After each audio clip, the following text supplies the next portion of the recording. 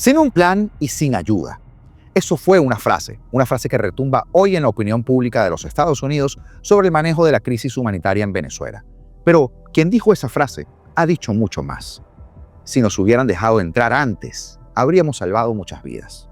Entérate hoy cómo la burocracia del régimen frustró a un equipo estadounidense de rescate a salvar vidas tras el terremoto, cuando Delcy Rodríguez detuvo su vuelo o ordenó detener su vuelo. Ahora, fíjense cómo el agua vuelve a su cauce, porque el secretario de Estado, Marco Rubio, acaba de lanzar toda una ofensiva internacional contra, voy a hacer una pausa, el terrorismo político de izquierda. Repito, el terrorismo político de izquierda. ¿A que nos suena a algo, verdad? Y es que además está convocando a más de 60 países en Washington, D.C. para apuntar en contra de Antifa y en contra de los movimientos comunistas. Adicionalmente, ayer reportaron un enfrentamiento verbal entre mineros de Las Claritas y del kilómetro 88 que encararon al ministro de Minas, Henry Silva, durante una especie de cabildo abierto en Relave Blanco, en Bolívar. Pero por si fuera poco, y aunado a la segunda noticia o al segundo titular, el escudo de las Américas, liderado por los Estados Unidos, exige que se respeten los resultados electorales en Colombia. No está fácil la cosa en Colombia ahorita. Así que acompáñame a repasar las últimas horas y te las cuento hoy, sábado, 11 de julio de 2026. Augusto Navarro, en este espacio, tu espacio, que lleva por nombre Apolítico. Comenzamos. La reciente iniciativa del secretario de Estado de los Estados Unidos, Marco Rubio, de convocar a más, de hecho, de 60 países en Washington para enfrentar el resurgimiento, fíjense la palabra, resurgimiento del terrorismo transnacional de extrema izquierda, con el foco explícito en el grupo Antifa y movimientos comunistas, marcará un giro estratégico de gran alcance. Y la pregunta es, ¿por qué los venezolanos no podemos perder esto de vista? Porque no se trata solo de una cumbre antiterrorista más. Es todo un esfuerzo coordinado para desmantelar redes de violencia política ideológica de izquierda, para compartir inteligencia entre estos países y para aplicar herramientas que hasta ahora se estaban reservando principalmente para grupos terroristas transoceánicos o yihadistas. En Venezuela, este movimiento global llega en un momento muy crítico, el momento actual de nuestro país, que aunque el gobierno interino está buscando este acercamiento pragmático con Washington o la supervivencia, incluyendo, por supuesto, el levantamiento de algunas sanciones y la coordinación estrecha con el secretario Marco Rubio en temas de financiación y de estabilización, el núcleo del chavismo sigue presente, como usted lo ha visto, en todas las estructuras del poder, en los mandos militares, en los aparatos de represión y también en las redes de influencia. Al recibir la noticia, automáticamente pensé en el chavismo, obvio, porque la fuente primigenia del terrorismo de Estado es el chavismo. No lo digo yo, así lo calificó la OEA en 2024. ¿Y cómo impacta esto en el futuro de Venezuela? Bueno, primero, intentará legitimar y acelerar toda la presión internacional contra cualquier remanente que pueda ser vinculado a violencia política sistémica. ¿Les suena, verdad? Contra represión de la disidencia o alianzas con grupos extremistas. Todo esto te lo tenemos en Venezuela. El chavismo histórico no es, por supuesto, Antifa en las calles de Europa o en Estados Unidos, pero sí construyeron un modelo de Estado que, además de que la OEA lo califique de terrorista de Estado, usted lo vio y lo vivió seguramente y tristemente, se dedicó a detenciones arbitrarias, a torturas, a expropiaciones forzadas, a control de la justicia, al uso indiscriminado de los aparatos de inteligencia. ¿Para qué?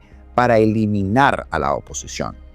Y esta nueva narrativa global contra el extremismo precisamente de izquierda puede servir como un marco para endurecer ese escrutinio sobre ese tipo de prácticas y sobre todo sobre quienes las sostienen. En segundo lugar, afecta directamente ese delicado equilibrio que mantiene de momento a Delcy Rodríguez. Porque como figura puente entre el chavismo residual y la transición que impulsa Estados Unidos, el margen de maniobra de Delcy Rodríguez con acciones como esta se sigue reduciendo. Si sectores duros del chavismo, por ejemplo, el capo de la droga y sus aliados de las fuerzas de seguridad, SEBIN, DGCIM, etc., intentan resistir la desmantelación del aparato represivo o mantener redes de influencia ideológica, aunque de ideológico ellos tienen poco, La cumbre de Rubio les va a ofrecer un argumento adicional a los países para que puedan aislar a esta gente. Porque Rubio ya ejerce una influencia significativa sobre las finanzas, la distribución de recursos y las decisiones o algunas decisiones claves del gobierno interino. Pero no está solo en el juego. Ojo, hay otros intereses desde la Casa Blanca que también actúan en otra vía en paralelo. Ya se los he contado. La ofensiva antiterrorista de izquierda refuerza la palanca de ese ala de Marco Rubio. Cualquier tolerancia a elementos radicales se puede interpretar como complicidad, y una complicidad que además amenaza a Washington y a sus aliados, que por ahora son más de 60 países. Pero lo tercero es que fortalece a la oposición democrática y a las fuerzas que tratamos de impulsar una transición real en Venezuela. Porque la comunidad internacional, incluido en ello países latinoamericanos y europeos que participarán en la cumbre, van a tener menos incentivos para defender o para relativizar al chavismo como un proyecto socialista legítimo, porque el chavismo es todo menos un proyecto socialista. La tesis de que Venezuela sufrió un terrorismo de Estado de inspiración izquierdista sigue ganando peso cuando el mundo se alinea en contra de esa familia ideológica, usted sabe, ideológica, entre otros continentes, lo cual puede traducirse a su vez en más apoyos para que haya una transición ordenada en nuestro país, para que hayan auditorías profundas de las instituciones capturadas o eventuales procesos de justicia transnacional. Y es que, por último, el impacto económico y diplomático es inevitable, porque un chavismo que intenta resistir el nuevo orden global enfrenta mayor aislamiento, mayores dificultades para reactivar esas alianzas con regímenes terroristas afines y presiones adicionales sobre los activos y las redes financieras. Porque la estabilización que Rubio supervisa podría acelerarse si se percibe precisamente que el interinato está avanzando en la depuración de elementos extremistas. Es que Venezuela lleva años pagando el precio de un modelo que combinó autoritarismo, corrupción y radicalismo ideológico, y me refiero a importado. Pero claro, esta ofensiva liderada por Rubio no va a resolver por sí misma los problemas estructurales de nuestro país, pero sí envía una señal clara, que el tiempo de la impunidad ideológica y del uso del Estado como instrumento de control político se está acabando.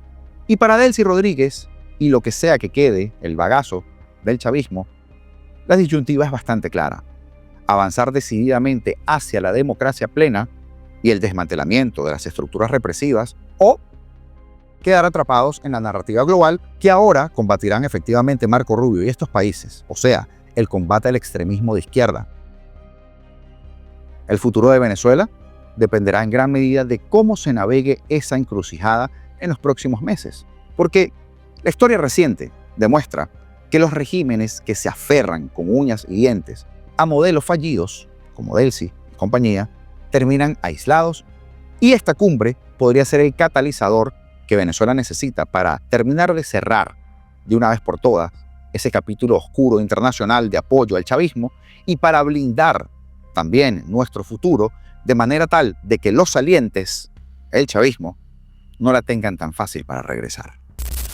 Pero ahora, la siguiente historia está contada por nosotros, por este servidor, pero la información proviene directamente del Wall Street Journal. Una información que enciende a la opinión pública estadounidense, como les decía al principio, porque genera demasiada indignación. Imagínate estar atrapado bajo toneladas de concreto retorcido. La foto de Venezuela en los últimos 15 días. Imagínate respirar el polvo en la oscuridad total, sobreviviendo en una pequeña bolsa de aire que se crea en una burbuja durante muchos días, esperando escuchar el sonido de una sierra o la voz de un rescatista. Esa es la realidad de cientos de venezolanos el día de hoy, los que vivieron y los que no sobrevivieron. Y muchos de ellos, de los que no sobrevivieron, habrían sido rescatados con vida, de no ser porque el régimen que usurpa el poder en Venezuela mostró más interés en la burocracia política que en la vida humana. Los testimonios que están saliendo a la luz tras todo el devastador doble terremoto del 24 de junio no solo nos rompen el corazón, también nos hierve la sangre. Yo estuve en Gaza y los destrozos sí fueron impresionantes, impactantes, pero acá el ver a una familia, ver a su cuerpo de estado de descomposición atorado, explotado y que no lo puedan sacar porque están unos soldados atrás, no quieren hacer nada. Y está una maquinaria al lado y ellos con sus propias uñas rascando para poder sacar, no una, cientos de personas. Es algo inhumano. Nunca lo había visto. Ojo, me hubiera gustado yo meterme y jalar y agarrar. No podía, no nos dejaban. Lo que están haciendo por el pueblo de Venezuela es infrahumano. No los están ayudando a propósito. Los están dejando vulnerables. Las construcciones son devastadoras. Todo está... No sé si conoces tú la Guaira, Manuel, tú eres de Venezuela, pero sí. Ya no existe. Sí, por supuesto. No existe, Manuel. Ya no existe. Todo. Se me vienen memorias. Desde que entras huele a cuerpo en estado de descomposición. Como tenían los cuerpos. No se me hace justo que un ser humano que haya perdido la vida inocentemente esté en el piso, así, en la intemperie, en el sol. No se me hace justo. Que no lo tengan ni para taparlo con una sábana, caramba. No sé qué personas tan inhumanas son estas. Y lo que más me tocó, como siempre, son los niños. Son los niños. Los niños, vaya que ver llorar a un niño por su papá, su mamá, que se le fue la familia entera, eso se me queda marcado por siempre. No hay comparación con lo que yo he visto en mis coberturas y es un apocalipsis allá adentro, en serio. Es algo totalmente inhumano. El equipo de rescatistas de los Estados Unidos de Strategic Response Partners, profesionales con décadas de experiencia y con sierras capaces de cortar el acero, el concreto y muchas cosas, volaba desde Miami directo a salvar vidas. Pero ¿saben qué pasó? En pleno vuelo, el control de tráfico aéreo del régimen les revocó el permiso de aterrizaje, sin explicaciones. Los obligaron a desviarse a República Dominicana, donde perdieron 15 horas rogando por un pase diplomático. En total, el régimen los hizo perder 4 agónicos días de burocracia antes de dejarlos entrar. Como bien lo describió Michael Saavedra, el jefe de este equipo, si nos hubieran dejado entrar antes, habríamos salvado vidas. Imagínate entrar al juego cuando quedan 4 minutos, sin plan, sin ayuda, solo entra y hazlo. Cuando finalmente el equipo llegó al epicentro de La Guaira, las horas doradas ya habían pasado. Saavedra tuvo que sacar el cuerpo cubierto de polvo de una mujer que había logrado sobrevivir días tras los escombros o bajo los escombros, aferrándose a la vida hasta que el aire y las fuerzas se le acabaron. A ella no la mató solo el terremoto, la terminó de matar el permiso de aterrizaje revocado por Delcy Rodríguez. Porque mientras 30.000 venezolanos siguen desaparecidos, es la cifra ahí, más o menos, la dictadura decide convertir la tragedia en un estudio de televisión. Las brigadas internacionales, recuerdan, que lograron entrar, desgastadas y corriendo contra el tiempo, se encontraron con otro escenario surrealista. Funcionarios exigiéndoles que se tomaran fotos con Delcy Rodríguez para subirlas a redes sociales.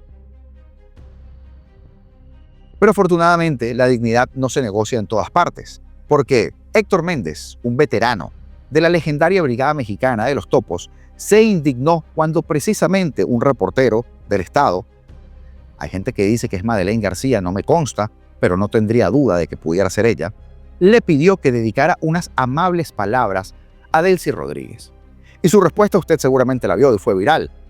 La aplaudimos de pie, fue contundente. Yo no soy político, soy rescatista. Váyanse al diablo. Y es que es imposible no mandarlos al diablo a todos, cuando a pocos metros de los edificios colapsados tienes a cientos de guardias nacionales y de policías parados, aferrados a sus fusiles, viendo cómo los civiles escarban con las manos. No agarraron una pala, salvo para un video de TikTok, pero sí tuvieron la bajeza de detener los vehículos de rescatistas internacionales para exigirles sobornos, una donación para dejarlos pasar, matraqueando a quienes venían a salvar a su propia gente. Y mientras tanto, los vecinos denunciaban que esos mismos policías y guardias nacionales aprovechaban el caos para saquear las casas destruidas. Señores, este sismo obviamente destapó literalmente la corrupción estructural del chavismo. Los expertos internacionales que llevan 35 años o más atendiendo huracanes y terremotos quedaron horrorizados al ver que los edificios del Estado estaban construidos con una especie de espuma de plástico o anime, como relleno entre las losas de cemento con acero insuficiente. Las cajas de fósforos que la revolución vendió como misión vivienda finalmente fueron trampas mortales prefabricadas por la corrupción. Esa corrupción que de vez en cuando sale a dar un paseíto para que las cámaras los graben y luego se regresan a sus oficinas con airecito acondicionado allí, con toda la comodidad del mundo, con sillitas de diseñador. Porque quienes están en esas oficinas no huelen exactamente lo que huelen en las morgues improvisadas del puerto de La Guaira, como le tocó, por ejemplo, a un jovencito, a Junior Figueiredo, mientras que buscaba a su madre y a su hermana muertas bajo el fraude de un edificio chavista que tenía 12 pisos. Steve Slipsevic, uno de los expertos internacionales, no pudo contener las lágrimas frente a las cámaras cuando confesó: no llegamos a tiempo. Y es que si pudiéramos resumirlo de alguna manera, diríamos que a los rescatistas les faltó tiempo. A la comunidad internacional le falta mucha calle para entender con quién están tratando. Y al régimen de Venezuela lo que le falta es alma. No olvidemos jamás que en esta tragedia el terremoto fue el que movió la tierra, pero fue el régimen quien echó la tierra encima de cada uno de nuestros hermanos venezolanos. Que por cierto, hablando de rescatistas, hace escasas horas ese periodista que colocábamos, que estuvo cubriendo precisamente las labores de rescate de ese grupo y que fue amedrentado por el régimen, ha compartido lo siguiente en su cuenta de X. ¿Qué dice Oscar? Anuncio importante. Debido a nuestra reciente cobertura en Venezuela, hemos sido objeto de acoso y de ataques constantes provenientes de diversas fuentes de todo el mundo. Imagínense ustedes. Asimismo, hemos recibido numerosas consultas de periodistas y de miembros de medios internacionales sobre nuestra cadena. Por ello, deseo hacer la siguiente aclaración. Y ojo con esto. Durante los últimos 8 años, he tenido el honor de trabajar con integridad, profesionalismo y sólidos principios éticos como parte de Real America's Voice News. Respaldo con orgullo a nuestra cadena y sus principios editoriales, los cuales son claros. Defendemos el capitalismo, defendemos la vida, apoyamos la libertad de expresión y la libertad individual. Nos oponemos firmemente a la opresión y a las ideologías comunistas. ¿Escuchaste, negre? Los propietarios de nuestra cadena son el señor Rock Sick y el señor Parker Sick, y el presidente de Real America's Voice News en español es el señor Julio González. Continuaremos realizando nuestra labor con profesionalismo, integridad y respeto, manteniendo relaciones positivas con colegas periodistas y corresponsales de organizaciones mediáticas de todo el mundo.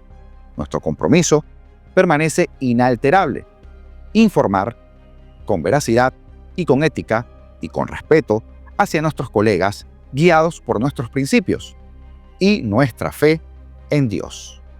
Gracias por su continuo apoyo. Firmaba de esta manera Oscar Ramírez, corresponsal de Real America Voice News.